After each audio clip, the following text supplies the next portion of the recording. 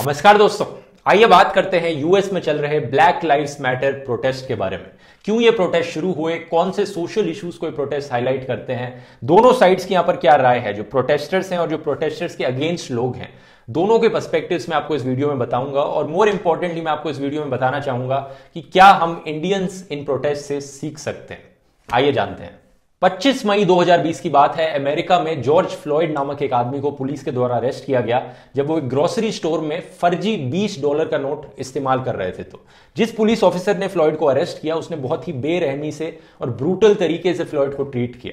जब अरेस्ट के दौरान उस पुलिस ऑफिसर ने अपना घुटना फ्लॉयड की गर्दन पर रखा करीब 9 मिनट तक, जिसकी वजह से फ्लॉयड की मौत हो गई। और यह पूरा इंसिडेंट दोस्तों एक पब्लिक स्ट्रीट पर हुआ और जनता आसपास खड़ी थी, देख रही थी और कैप्चर भी कर रही थी इस पूरे इंसिडेंट को वीडियो पर। तो ये पूरा इंसिडेंट वीडियो पर रिकॉर्ड हुआ। इस इंसिडेंट से पुलिस ब्रूटैलिटी का इशू सामने आया कि कितने छोटे से क्राइम के लिए एक पुलिस ऑफिसर ने एक इंसान की जान ले ली। और ऐसा नहीं था कि आसपास खड़े हुए लोग कुछ बोल नहीं रहे थे। वीडियो में साफ दिखता है कि आसपास खड़े हुए लोग बार बार पुलिस को बोलने लग रहे थे कि प्लीज अपना घुटना उठा लो, अगर उसे अरेस्ट करना है हैंडकफ्स में डालो, पुलिस की वैन में बिठा लो, लेकिन अगर घुटना रखोगे वो बेचारा सांस नहीं ले पा रहा। लेकिन पुलिस ने नहीं सुनी और इवेंचुअली जॉर्ज फ्लॉयड की मौत हो गई। और जब ये वीडियो वायरल हुआ इंटरनेट पे तो दुनिया भर को देखने को मिला कि यूएस में पुलिस किस तरह से वहां के सिटीजन्स को ट्रीट करती है। क्योंकि बात यह है दोस्तों कि ये इकलौता केस नहीं है जो सामने आया है। इससे पहले भी पास्ट में कई ऐसे केसेस सामने आ रखे हैं। इस रीजन की वजह से, इस इंसिडेंट के बाद दुनिया भर में लोग सड़कों पर उतर आए प्रोटेस्ट करने के लिए। सोशल मीडिया पर भी लोगों ने अपना प्रोटेस्ट जताया अलग अलग तरीकों से। और यूएस में 400 से ज्यादा शहरों में ये प्रोटेस्ट हुए। कह सकते हो कि जो इंसिडेंट था एक तरह से ट्रिगर था लोगों के लिए। लोग पहले से ही बहुत गुस्सा थे पास्ट में हुई पुलिस ब्रूटैलिटीज को लेकर। और ये जो इंसिडेंट था ये इतने क्लियरली वीडियो पर कैप्चर किया गया था कि लोगों का गुस्सा एक तरह से एक लिमिट से ज्यादा क्रॉस कर गया और लोग अब प्रोटेस्ट करने उतर आए। कई जगहों पर ये प्रोटेस्ट दोस्तों वायलेंट राइट्स में भी बदल गए। कई शहरों में यूएस के लूटमारी भी होने लगी, लेकिन इस चीज की बात मैं वीडियो में आगे करूंगा। अभी हम फोकस करते हैं पहले कि ये जो प्रोटेस्ट थे ये कैसे रेस से रिलेटेड है, ब्लैक व्हाइट रेस से। तो बात यह है दोस्तों कि जॉर्ज फ्लॉयड जो मारे गए वो एक्चुअली में अफ्रीकन अमेरिकन डिसेंट के थे, ब्लैक रेस के थे। और जिस पुलिस ऑफिसर ने उन्हें मारा वो व्हाइट रेस के थे। तो ब्लैक्स और व्हाइट्स के बीच में जो रेशियल डिवाइड है ये भी सामने आया इस इंसिडेंट की वजह से। लोग कंप्लेन करने लगे कि ऐसे जो यूएस में पुलिस सिस्टम है वो ब्लैक्स के खिलाफ बायस्ड है। यूएस की पुलिस ज्यादा टारगेट करती है ब्लैक लोगों को। इसी रीजन से जो प्रोटेस्ट भी हो रहे थे तो उसमें जो ब्लैक लाइव्स मैटर मूवमेंट थी, ऑर्गेनाइजेशन थी, ये सबसे ज्यादा सामने आई, सबसे ज्यादा आउटस्पोकन थी। ब्लैक लाइव्स मैटर दोस्तों एक ह्यूमन राइट्स ऑर्गेनाइजेशन है जो रेशियल इक्वालिटी को सपोर्ट करती है। और इनकी डिमांड्स हैं कि यूएसए में जो ब्लैक्स के खिलाफ अत्याचार हो रहे हैं उन्हें बंद किया जाए। तो सवाल यहां पर यह उठता है कि क्या सही में ऐसा है? क्या पुलिस सिस्टम यूएसए में सही में ब्लैक्स को ज्यादा टारगेट करता है, रेशियली बायस्ड है? आइए कुछ फैक्ट्स और डेटा देखते हैं इसके रिगार्डिंग। पिछले साल डेटा हमें दिखाता है कि यूएसए में पुलिस ने करीब करीब 1000 लोगों को मारा। इसमें से 24% लोग मारे गए ब्लैक्स थे और 49% लोग व्हाइट्स थे। तो ऊपर ऊपर से आप देखोगे तो कहोगे कि देखो व्हाइट्स को ज्यादा मारा जा रहा है तो ब्लैक्स के खिलाफ कोई डिस्क्रिमिनेशन नहीं है। लेकिन जो लोग ब्लैक लाइव्स मैटर को सपोर्ट करते हैं वो ये आर्ग्यू करते हैं कि आप पॉपुलेशन देखो, यूएसए में ब्लैक्स की पॉपुलेशन है 13%, व्हाइट्स की पॉपुलेशन है 62%, लेकिन ब्लैक्स को 24% मारा जा रहा है। तो ऑब्वियसली पॉपुलेशन के प्रोपोर्शन में ब्लैक्स को ज्यादा मारा जा रहा है, इसलिए यहां पर रेशियल डिस्क्रिमिनेशन दिखता है। इसके काउंटर में लोग आर्ग्यू करते हैं कि आप जरा डेटा देखो कि क्राइम कौन लोग कमिट कर रहे हैं, कितने लोग जेल में बंद हैं। यहां पर जेल का डेटा दिखाता है कि ब्लैक्स जो हैं वो कहीं ज्यादा प्रपोर्शन में जेल में बंद हैं। तो ब्लैक लाइव्स मैटर के अगेंस्ट वाले लोग कहते हैं कि देखो जो लोग क्राइम करने लग रहे हैं उसमें से ज्यादातर लोग तो ब्लैक ही हैं, तो ऑब्वियसली इनको ज्यादा मारा जाएगा पुलिस के द्वारा क्योंकि ये ज्यादा क्रिमिनल्स, इनके ज्यादा बनने के चांसेस हैं। और ये आप डेटा देख सकते हो जो दिखाता है कि अमेरिका की जेल्स में ज्यादातर लोग ब्लैक्स हैं। और इसके काउंटर में दूसरी साइड आर्ग्यू करती है कि जरा आप रॉन्गफुल कन्विक्शंस का डेटा देखो, यानी वो लोग जिन्हें पुलिस ने अरेस्ट किया और बाद में छोड़ दिया जब पता लगा कि एक्चुअली में ये लोग इनोसेंट थे, इन्होंने कुछ गलत काम नहीं किया था। ये डेटा हमें दिखाता है कि 47% ऐसे लोग ब्लैक्स थे। देखो यहां पर innocent black people are 7 times more likely to be convicted wrongfully as compared to innocent white people for murder। तो अब मुझे लगता है दोस्तों ये डेटा फाइनली हमें दिखाता है कि एक्चुअली में कहीं ना कहीं पुलिस सिस्टम में एक रेशियल बायस है। अब चाहे पुलिस ऑफिसर्स के अंदर ये इंटेंशनली कह लो या अनइंटेंशनली, कॉन्शियसली या सबकॉन्शियसली, लोग ब्लैक लोगों को, पुलिस ऑफिसर्स ब्लैक लोगों को ज्यादा अरेस्ट करते हैं। ये उन्हें लगता है पुलिस ऑफिसर्स को कि इन्होंने क्राइम किया होगा और एक्चुअली में इन्होंने किया नहीं होता। और ये रेशियल बायस हमें दिखता है। इस टाइप के रेसिज्म को कहा जाता है दोस्तों इंस्टीट्यूशनल या सिस्टमैटिक रेसिज्म, यानी वो रेसिज्म जो हमारे सोशल और पॉलिटिकल इंस्टीट्यूशंस में रिफ्लेक्ट करता है। For example income inequality, blacks ज्यादा गरीब होते हैं as compare to whites.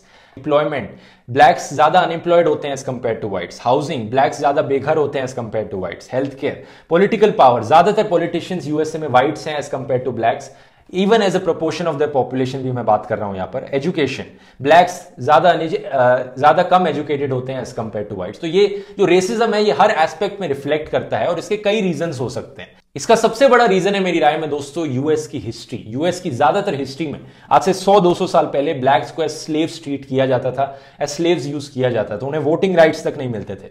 1960s वो टाइम था जिसके बाद फाइनली ब्लैक्स और व्हाइट्स को इक्वल ट्रीटमेंट मिलनी शुरू हुई। तो यानी आज से 60 साल पहले। तो आप सोच सकते हो उससे 60 साल पहले से क्या हालत होती होगी ब्लैक लोगों की यूएसए में।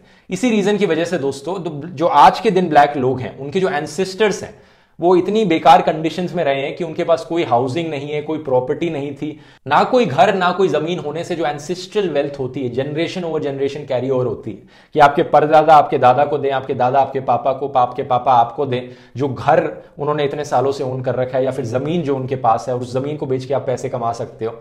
ये जो वेल्थ है इसका एक्सेस ज्यादातर ब्लैक लोगों को मिला ही नहीं स्लेवरी की वजह से।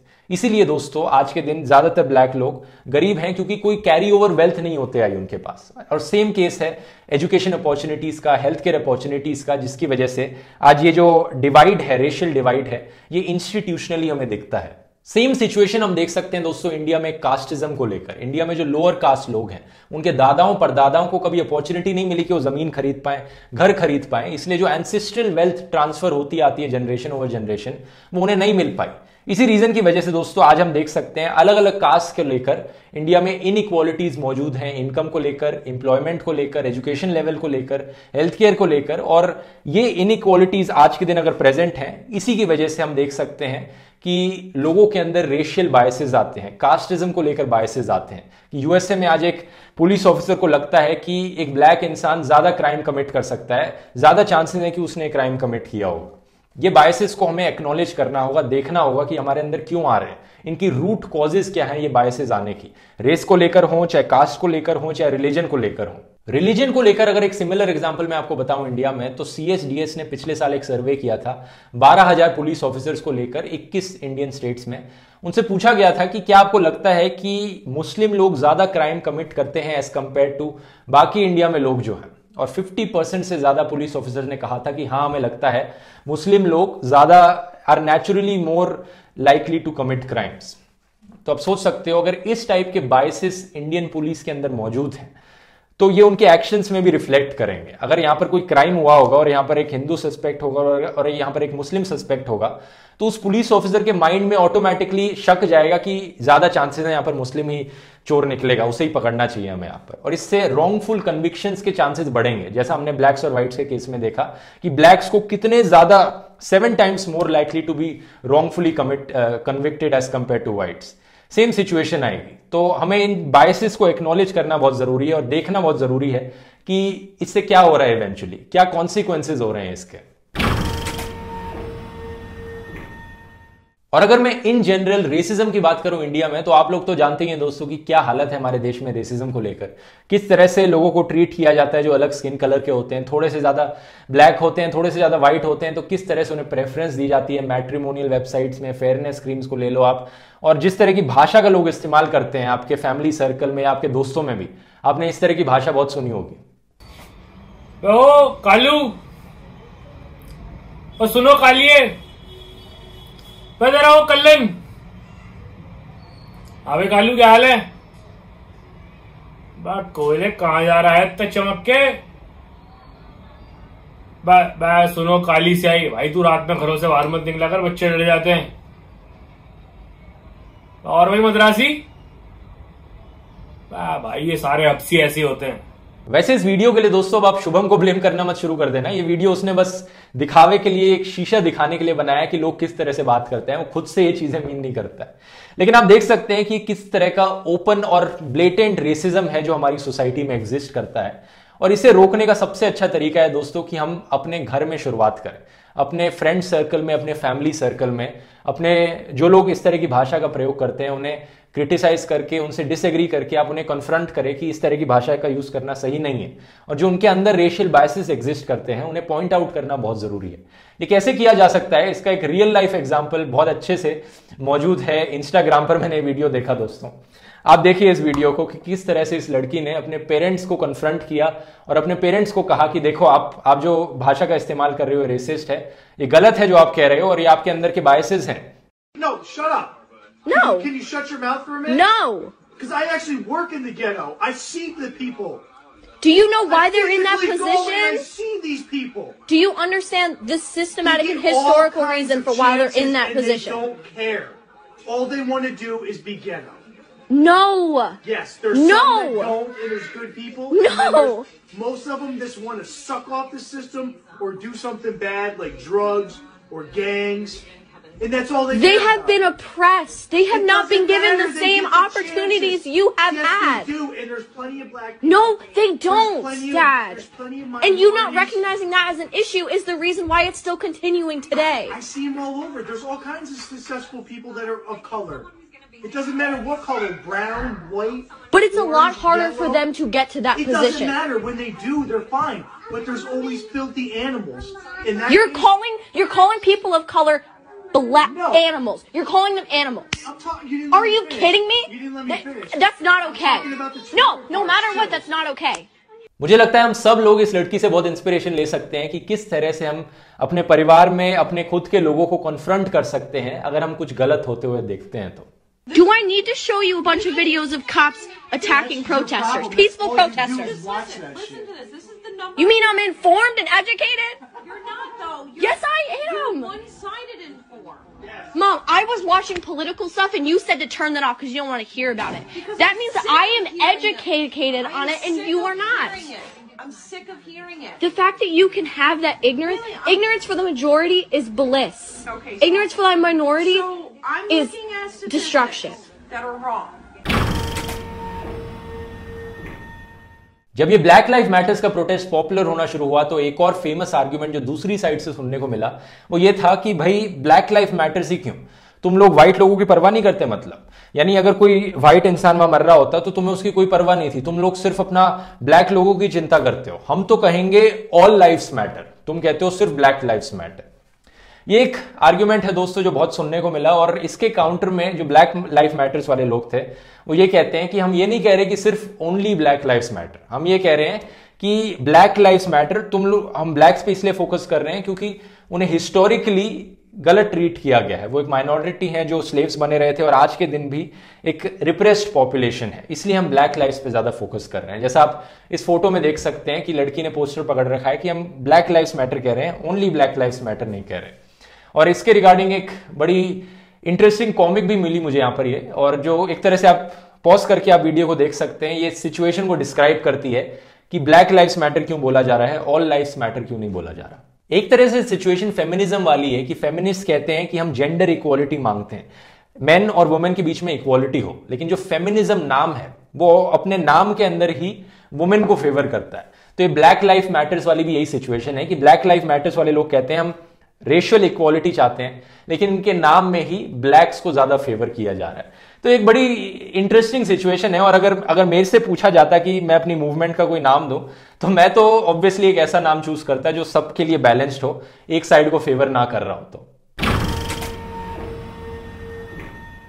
दूसरी तरफ अगर हम वायलेंस की बात करें तो ऐसे कई इंसिडेंट्स दिखे जहां पर प्रोटेस्टर्स वायलेंट हो गए, दुकानों पर आग लगाने लगे, लूटमारी करने लगे खुले में, और ये एक ऐसी चीज है जिसे मैं सपोर्ट नहीं करता। मुझे लगता है कि इस प्रोटेस्ट में ज्यादा कोशिश नहीं की गई प्रोटेस्टर्स के द्वारा इस प्रोटेस्ट को नॉन वायलेंट रखने की, या बोलने की कि कम से कम इस प्रोटेस्ट को हम नॉन वायलेंट रखेंगे। ऐसे कई केसेस मैंने सोशल मीडिया पर देखे जहां पर लोग सटल तरीके से जस्टिफाई करने की कोशिश कर रहे हैं कि यहां पर वायलेंस हो रहा है तो ठीक हो रहा है।